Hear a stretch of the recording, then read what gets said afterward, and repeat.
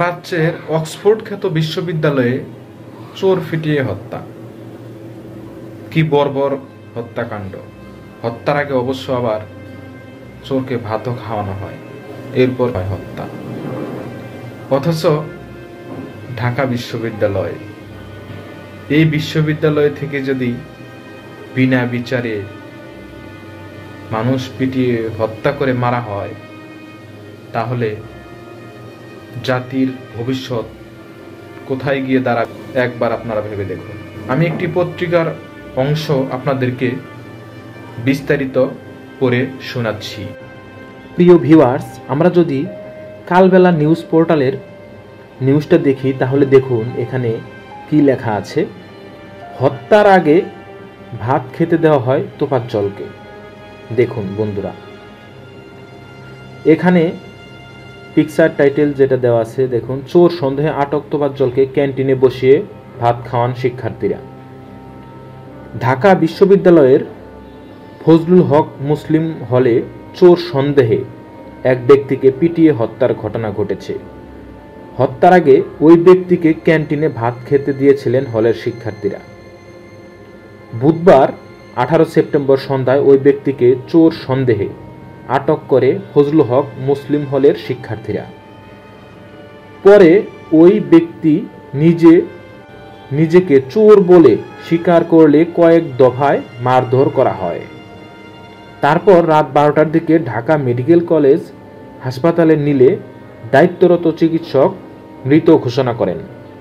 বর্তমানে তার দেহ ময়নাতদন্তের জন্য মর্গে রাখা হয়েছে। নিহতের নাম তোফাজ্জল হোসেন, বয়স 30। তার বাড়ি বরগুনার পাথরঘাটা উপজেলার কাঁঠালতলী ইউনিয়নে। তিনি মানসিক ভারসাম্যহীনতায় ভুগছিলেন বলে প্রাথমিকভাবে জানা গেছে। হলটির শিক্ষার্থীদের সঙ্গে কথা বলে জানা যায়, সন্ধ্যায় হলে ক্রিকেট টুর্নামেন্ট চলছিল। এমন সময় হলে হঠাৎ তোফাজ্জল নামে ওই ব্যক্তি প্রবেশ করলে শিক্ষার্থীরা দুপুরে 6টি মোবাইল চুরির ঘটনার চোর সন্দেহে মূল ভবনের অতিথি কক্ষে নিয়ে তাকে মারধর ও জেরা করতে থাকে।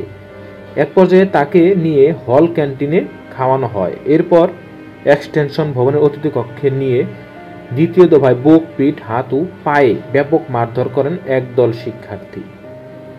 এ সময় পা থেকে রক্ত বের হতে থাকে। এরপর রাত 10:45টার দিকে ফের মূল ভবনের অতিথি কক্ষে নিয়ে তাকে মারা হয়। 10টার দিকে প্রক্টোরিয়াল মোবাইল টিমের সদস্যরা এলে মারধরকারী শিক্ষার্থীরা তোফাজ্জলকে তাদের হাতে তুলে দিতে অস্বীকৃতি জানান। পরে কিছু শিক্ষার্থী ও কয়েকজন হাউস টিউটরের সহায়তায় তাকে প্রথমে শাহবাগ থানায় এবং পরে ঢাকা মেডিকেল কলেজ হাসপাতালে জরুরি বিভাগে নিয়ে গেলে দায়িত্বরত চিকিৎসক তাকে মৃত ঘোষণা করেন। এ প্রসঙ্গে ঢাকা বিশ্ববিদ্যালয়ের প্রক্টর সাইফুদ্দিন আহমদ কালবেলাকে বলেন, আমি বিষয়টি জানার পর এবং খোঁজ খবর নেয়ার পর ফজলুল হক মুসলিম হলের প্রাধ্যক্ষকে ঘটনার জড়িতদের চিহ্নিত করে আজকের মধ্যেই হলের বিধি অনুযায়ী হল পর্যায়ে সর্বোচ্চ শাস্তি নিশ্চিতের জন্য বলেছি। এরপর একটি তদন্ত কমিটি গঠন করা হবে। সেই কমিটির সুপারিশ অনুযায়ী বিশ্ববিদ্যালয় পর্যায়ে ব্যবস্থা গ্রহণ করা হবে। বিশ্ববিদ্যালয়ে যেন দ্বিতীয়বার এমন ঘটনা না ঘটে সেই ব্যবস্থা আমরা নেব। ক্যাম্পাসে যে বা যারাই আইন নিজের হাতে তুলে নেবে তাদের বিরুদ্ধে কঠোর ব্যবস্থা নেওয়া হবে। ফজলুল হক হলের ঘটনায় বিশ্ববিদ্যালয় প্রশাসন মামলার প্রস্তুতি নিচ্ছে। আজই শাহবাগ থানায় মামলা দায়ের করা হবে। দেখুন, এটা হচ্ছে কালবেলার নিউজ। তো ভিউয়ার্স, বুঝতেই পারছেন যে আসলে কিভাবে তাকে মারা হয়েছে।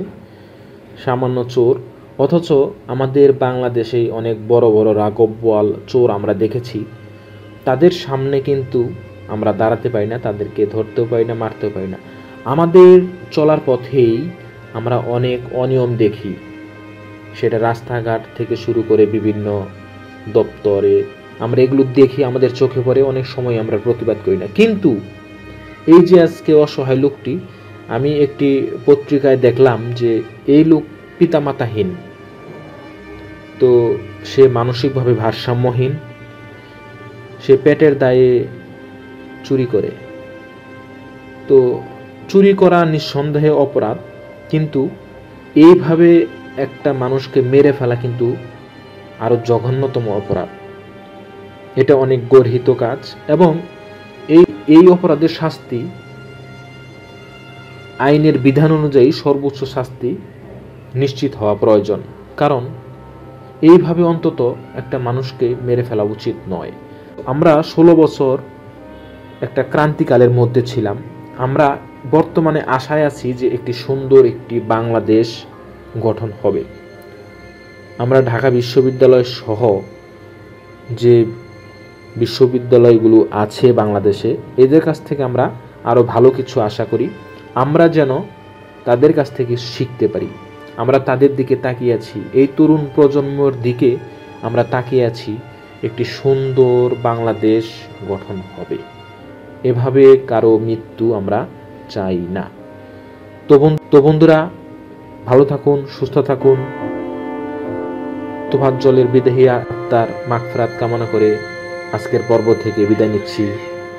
আসসালামু আলাইকুম ওয়া রাহমাতুল্লাহ।